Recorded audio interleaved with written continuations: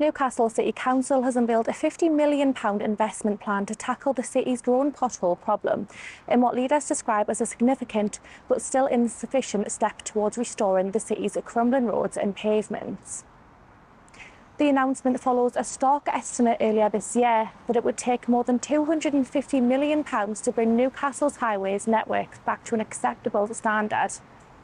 Council leader Karen Kilgour admitted the new funding will not on its own be sufficient to deal with the backlog, but insisted it would make a big difference to some of the worst affected areas.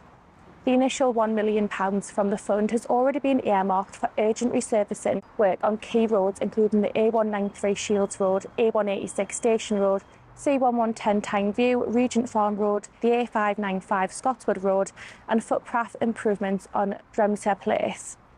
These projects are set to begin immediately. Kilgour said residents were understandably frustrated by deteriorating street conditions and stressed the council's commitment to prioritising urgent repairs. Naturally, we tackle the most urgent repairs as a matter of priority, and our resources are appropriately directed to those areas where the need is greatest, she said. But the funding announcement has drawn a criticism from opposition leaders and raised concerns about the long-term sustainability of the approach. Liberal Democrat opposition leader Colin Ferguson said the £50 million pledge would barely touch the sides of the actual funding required. Our party has long been critical on the council's limited attention to a spiralling backlog, he said, adding that more ambition and urgency were needed to address the full scale of the problem.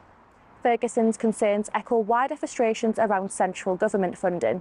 While the government has announced £1.6 billion for local pothole repairs in 2025 to 2026, only £21.7 million of that will be shared across the entire North East, including Northumberland, Tyne and Wear and County Durham, through the North East Combined Authority. Newcastle City Council argues that its share of this national funding has failed to keep pace with the growing cost of road maintenance for a number of years, forcing it to prioritise only the most pressing repairs. Adding to public frustration are complaints that previous pothole repairs have not been done to a high enough standard, with some roads needing to be fixed repeatedly. But what are they like in your local area? Should the government be providing more funds on fixing potholes in our region?